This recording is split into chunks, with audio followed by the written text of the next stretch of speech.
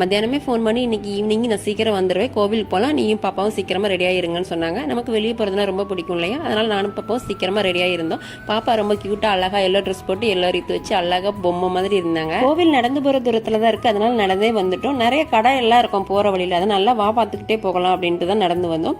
என்ட்ரன்ஸில் வந்து யானை இருந்தது. கோவிலுக்கு போனோடனே யானைக்கிட்டே ஆசீர்வாதம் வாங்கிட்டு அதுக்கப்புறமா தான் உள்ளே போய் சாமி கும்பிட்டு வந்தோம். கோவில் ரொம்பவே ரஷ்ஷாக இருந்தது, நாங்களும் வெயிட் பண்ணி சாமி கும்பிட்டு வந்துட்டோம். வெளியே வந்ததுக்கு அப்புறமா ஒரு சாமியை வந்து ஊர்வலத்துக்காக எடுத்துட்டு போனாங்க. அந்த சாமியோட அடியில் நிறைய மக்கள் உள்ள நுழைஞ்சு வந்துட்டே இருந்தாங்க. என்னடா இப்படி வராங்களே அப்படின்னு நானும் என் ஹஸ்பண்டும் வியப்பா பார்த்துட்டு இருந்தோம். நம்ம ஊர்ல ஒரு ஐதீகம் இருக்கும், இவங்க ஊர்ல ஒரு ஐதீகம் இருக்கும் அப்படின்னு சொல்லிட்டு நாங்க பேசிட்டே வந்தோம். வர வழியில நிறைய கடைலாம் இருந்தது. ஒவ்வொரு கடையில ஒன்னொன்னா வாங்கிட்டு ஊர்லாம் ரேட் எவ்வளோ இருக்கு, நம்ம ஊர்ல இருந்து கம்மியா இருக்கா அதிகமா இருக்கா அப்படின்ட்டு ஒன்னொன்னா விலை எல்லாம் விசாரிச்சுட்டே வந்தேன். பாப்பாக்கும் டாய்ஸ் எல்லாம் வாங்கிட்டு நாங்க வந்து கிளம்பிட்டோம். இந்த மினி விளாக் வந்து அவ்வளவுதான். நாளைக்கு வந்து வேற விளாக்களை பார்க்கலாம். பாய்.